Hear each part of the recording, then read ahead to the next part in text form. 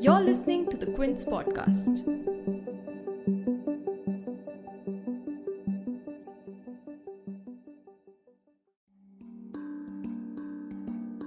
For the past week, all eyes have been on Ukraine as Russian forces continue to rain down on the country. However, the war took a turn for the worse on 27th February when Putin leaned towards the nuclear option. In a dramatic escalation of tensions, Putin ordered Russian nuclear deterrent forces to be put in quote-unquote special regime of combat duty. He justified this move as response to the quote-unquote illegal sanctions and the quote-unquote aggressive statements from NATO countries. And these searing sanctions are already showing their impact, with the Russian central bank more than doubling its interest rate and the Russian ruble crashing to its lowest rate to the dollar at 119. 5 days into the invasion, it is apparent that things are not going Russia's way, with the country's Ministry of Defense own report admitting no major victories. The main reason for this has been the resistance of the Ukrainian army, which has been further bolstered by civilian volunteers. Visuals from the ground show defiant Ukrainians taking arms to Russian troops in cities like Kharkiv, and even ordinary citizens standing on the street to block the advance of Russian tanks. Ukrainian authorities indicate that even though they are outgunned, the pace of the enemy attacks seem to have reduced. However, the threat of a nuclear war is what hovers across the entire world. Many analysts have interpreted it as a bluff, but it is terrifying nonetheless. So in today's episode, we will try answering the big question, how serious is Putin's threat of a nuclear war? Joining me today to discuss this is our regular guest and a friend of the show, Professor Harsh V. Pant, Director of Studies and the Head of Strategic Studies Program at the Observer Research Foundation, a global policy think tank. You're tuned in to The Big Story, the podcast where we dissect the headline-making news for you, and I'm your host, Himmat.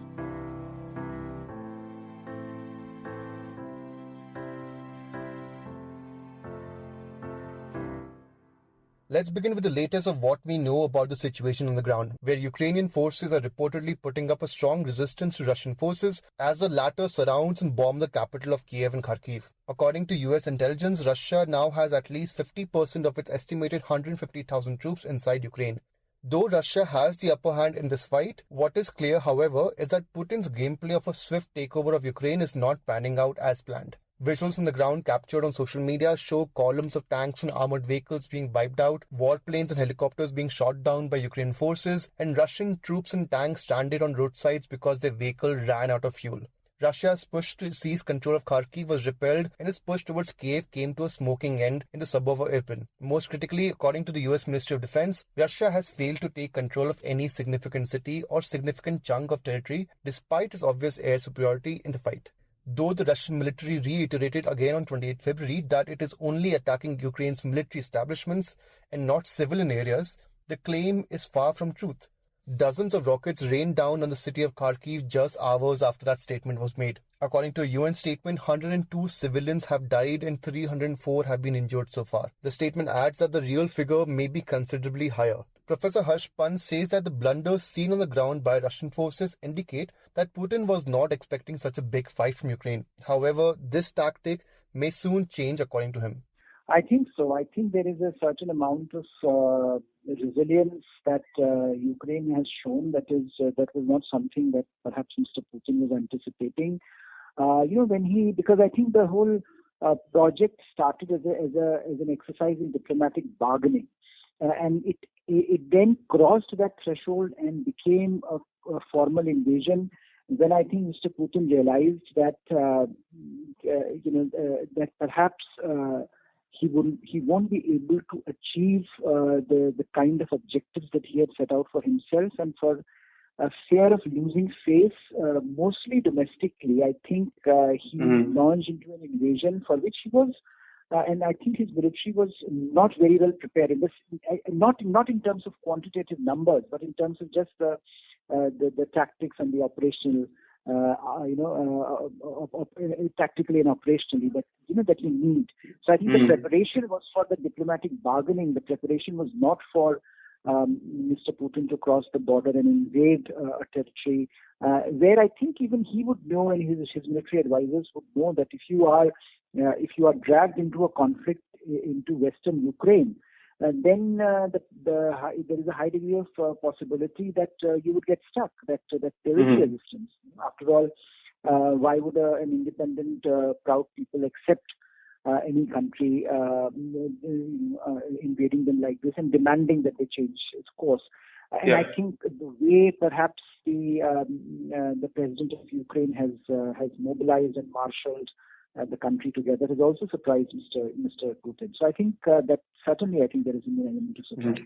And the blunder so far may be why Putin upped the ante, declaring quote-unquote special mode of combat duty for the deterrent forces, which means readying its nuclear armament. And this move is significant for two reasons. First, this is the first time it is being done by a nuclear country since the end of Cold War. And second, it departs from Russia's own doctrine, which establishes 4 criteria for the use of such weapons. The first is when every existence of the state is in jeopardy. Second, in response to the use of nuclear and other types of weapons of mass destruction against it and or its allies. Third, in a situation of ballistic missiles attacking the territory of the Russian Federation or its allies. Fourth and last, attack by an adversary against critical governmental or military sites of the Russian Federation. And in the present crisis, none of these criteria have been met. Now it is not immediately clear what the practical implications of Putin's announcement will be. It could mean that bombs are loaded onto bombers, intercontinental ballistic missiles or ICBMs on mobile launchers are dispersed, or that more nuclear-armed submarines are being put out to sea. Or it could just be an administrative process for more nuclear readiness. But nuclear weapons, both historically and militarily, have always been the last unforgiving option for a country. Even the term nuclear option or going nuclear are meant as a last resort or a break in the case of emergency scenario. So why has Russia upped the ante so early into the invasion? It is only day 5. Does Putin have a reason to consider using these weapons? According to Professor Pant, the move betrays a certain level of nervousness on Putin's part, and that for him to reach for the nuclear button so early signifies that things are not going according to plan. No, I think certainly it seems to me that it betrays a certain nervousness on the part of Mr. Putin. For a country that has a preponderance of power vis-a-vis Ukraine, to reach for the nuclear button so early in the conflict, it signifies that things are not going your way. And I think it also signifies perhaps that in his assessment, if you look at the way Ukrainians have responded, the way Western governments have responded, perhaps he was not anticipating that kind of longevity to this challenge. And so when you see what he's now doing is basically looking at this, this response where Western countries are now recognizing the fact that war is dragging on. They are now supplying weapons to Ukraine. Now, I think what Mr. Putin seems to be doing is saying that you can only go this far, anything beyond this. For example, a formal intervention by NATO or a formal intervention by Western countries would invite the most, the highest level of escalation possible. So I think he has climbed the escalation ladder to the highest level very early in the game, underscoring the vulnerabilities that he faces in his execution of his military strategy. And it seems to me that that this was something that NATO had in mind, which from the very beginning, NATO was saying, Western countries were saying they had no interest in fighting the Russians. They had no interest in sending troops to Ukraine, because I think that was exactly what they feared. But they feared it at the very end of the escalation ladder. I think it has come much earlier, and perhaps signifies a certain sense of the campaign not going Russia's way. So the big question is, how worried should we be about a nuclear war? According to Professor Pant, the existing nuclear theology adopted by countries around the world has been shaped around Putin and Russia's possible use of nuclear weapons. Thus, the ball rests now in Putin's court and how he interprets this war. The answer to that would depend on what is your assessment of Mr. Putin. Because at the end of the day, he's the man in charge. And when you think the whole nuclear deterrence theology is built on rational actor assumption, right? So if you believe that what Mr. Putin is doing and the way he has run his campaign has been done in a very rational manner, I think something that if you hear, for example, someone like John Mearsheimer speaking on this.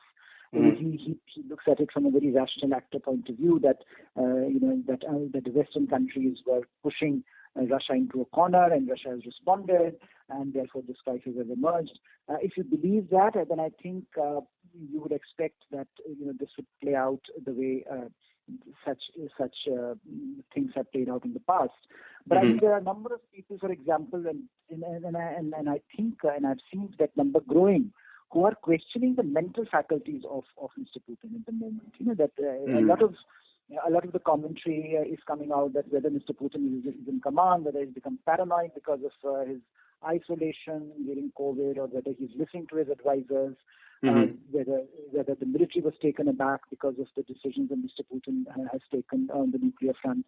I think all of these questions, this assessment would lead you to a different conclusion, that we should be scared, and that that if you push him to the wall, then maybe he will resort to something very dramatic. So I think the question is, on which side do you fall? But I think for policymakers, the issue here is, how do you ensure, especially for Western policymakers, the question is, how do you ensure that your interests are preserved, even as you give some face-saving formula to Russia, to Mr. Putin himself, that he cannot go back.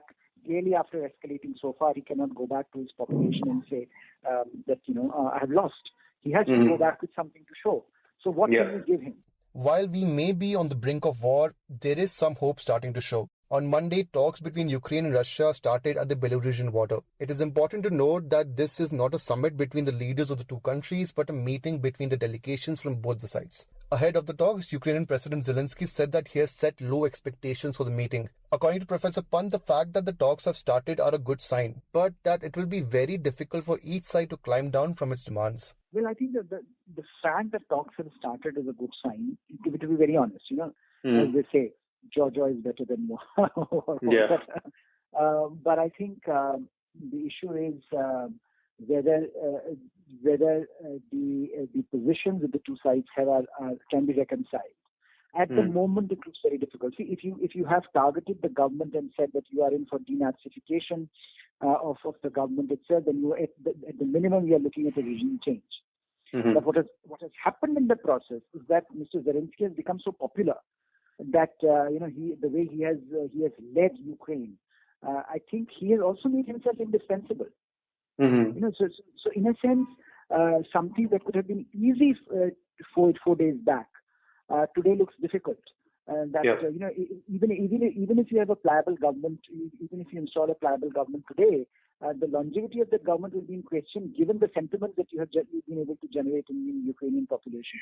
So I think both sides will have to figure out whether what is it that can be given to the other side. Because as I said earlier, you need to give something to Mr. Putin, but at the same time, why would Ukrainians accept a regime change at this juncture, in particular if you are looking if you are making a case that you are an independent nation?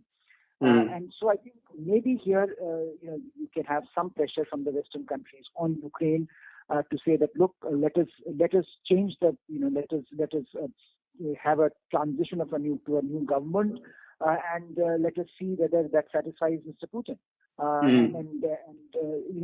Not having a formal regime change, but some kind of an informal understanding, whereby you say that, look, there will be a new government eventually, and that new government will also renegotiate the terms of engagement with Russia, and with that, Mr. Putin can go back. But I think these are very early days, and I think today's negotiations and the tone and tenor of those negotiations will determine a lot. But of course, you can have tomorrow the Russians can become even more brutal, and they can pull, they can increase their preponderance of power. They can use all their firepower and artillery and destroy Ukraine.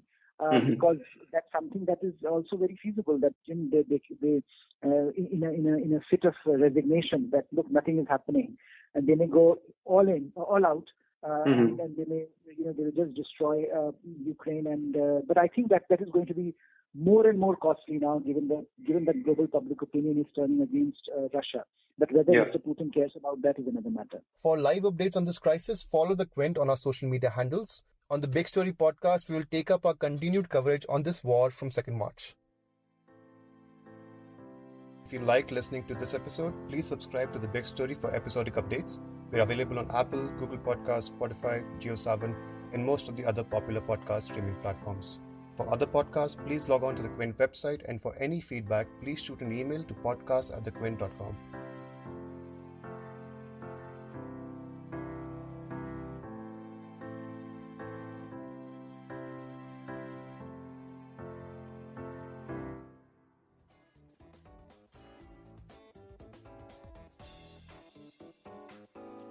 Thanks for listening. Log on to the Quint's website and check out our other podcasts.